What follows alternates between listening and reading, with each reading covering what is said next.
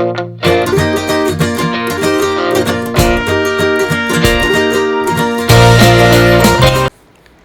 Guys, welcome back to my channel Divyashri Reddy vlogs. ఈ వీడియోలో అయితే మనం మా ఊరి బతుకమ్మ సెలబ్రేషన్స్ అండ్ మా ఇంటి బతుకమ్మ చూసేద్దాం. ఫస్ట్ అయితే నేను బతుకమ్మని రెడీ చేసే ముందు మేము గుమ్మడాకులు పెట్టేసి ఇంకా పసుపు కుంకుమ వేసి స్టార్ట్ చేస్తామన్నమాట. బట్ మా ఇంట్లో చాలా చామగడ్డ ఆకులు ఉన్నాయి, చామగడ్డ చెట్టు ఉంది చాలా. సో ఆకులు పెద్ద పెద్దగా ఉన్నాయని అవి యూజ్ చేసాం. అండ్ మీ బతుకమ్మకి యూజ్ చేసిన ఫ్లవర్స్ అన్నీ ఫ్రీగా వచ్చినవే. సగం మా ఇంట్లో పూసినవి, సగం తెలిసిన వాళ్ళు ఇచ్చినవి, ఇంకొన్ని ఇంకా మా చుట్టుపక్కల ఉన్నవే అన్నమాట. మేము ఒక ఫ్లవర్ కూడా కొనలేదు ఇక్కడ. అదే కదా మనకి విలేజ్లో ఉంటే బెనిఫిట్. అదే సిటీలో అయితే ఇంత పెద్ద బతుకమ్మ చేయడానికి మినిమం 1500 to 2000 అలా కాస్ట్ పట్టేది మనకి ఫ్లవర్స్ కోసము. బట్ ఇక్కడైతే ఇంత పెద్ద బతుకమ్మకైనా ఫ్రీగా అయిపోయింది. ఇక్కడ అన్ని కలర్స్ మేము ముందు రోజే ప్రిపేర్ చేసి పెట్టుకున్నాం అనమాట. కట్టెలు కట్టేసి కలర్స్ నింపేసి ముందు రోజు ప్రిపేర్ చేసి పెట్టుకున్నాం కాబట్టి మాకు ఆ రోజు కొంచెం ఈజీగా అయిపోయింది. అండ్ ఇక్కడ మా మామయ్య, మా అత్తయ్య అండ్ మా మమ్మీ ముగ్గురు కలిసి ప్రిపేర్ చేస్తున్నారు బతుకమ్మని.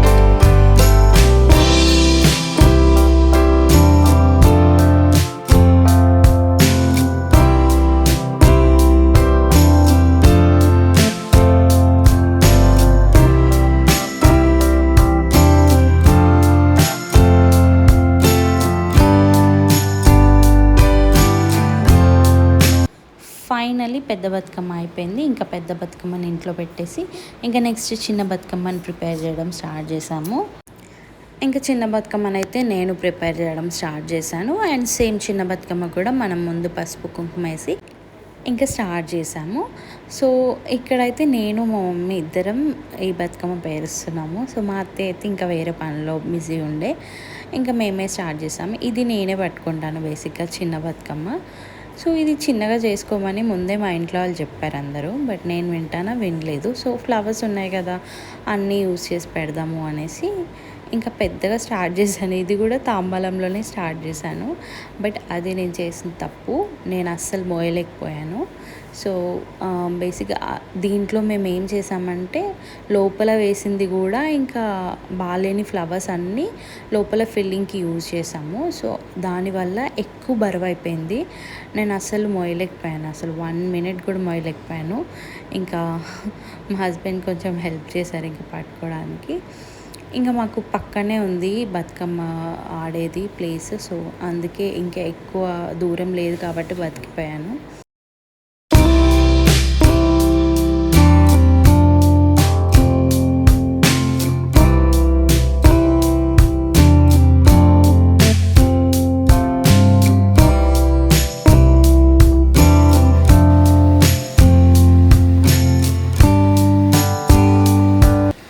ఇక్కడ చూడండి, నేను అన్నీ పాడైపోయిన ఫ్లవర్స్ అన్నీ లోపల కుక్కేస్తున్నాము.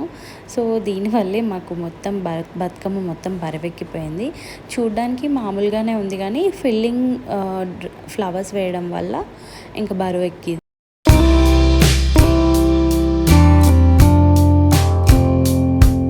ఇంకా ఫైనలీ చిన్న బతుకమ్మ కూడా కంప్లీట్ అయిపోయింది. అండ్ నెక్స్ట్ నేను ఇక్కడ ఈ శారీ కట్టుకుంటున్నాను, బ్లూ శారీ. ఇక్కడ శారీ డ్రేపింగ్, హెయిర్ స్టైల్ అంతా మా మమ్మీ చేసింది.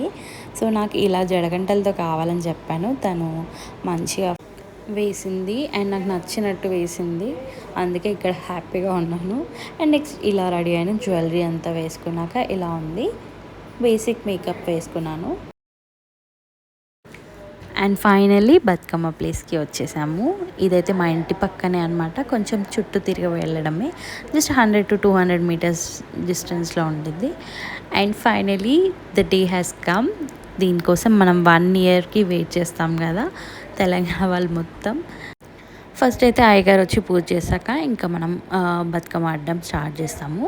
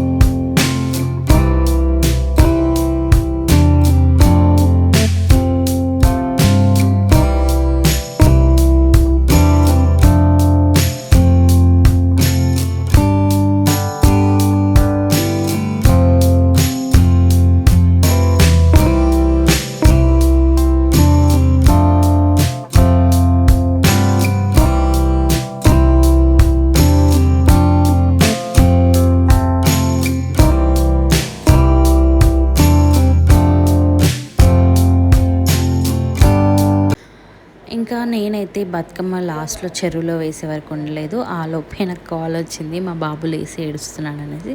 సో ఫాస్ట్గా ఇంటికి వచ్చేసి డ్రెస్ చేంజ్ చేసేసి ఇంకా మా బాబుకి ఫీడింగ్ ఇచ్చేసాను. ఆ తర్వాత ఇంకా రిలాక్స్డ్గా హెయిర్ అలా మేకప్ తీయడము, హెయిర్ తీయడము చేశాను అనమాట. సో అందుకే ఇంకా నేను మిస్ అయ్యాను ఆ పార్ట్. యాక్చువల్లీ అక్కడ ఉండి బతుకమ్మ వేద్దామని అనుకున్నాను, అట్లీస్ట్ చూద్దాం అనుకున్నాను, బట్ కుదరలేదు. That's okay. ఇంకా మా బాబు అట్లీస్ట్ నాకు ఆ టైం అని ఇచ్చాడు.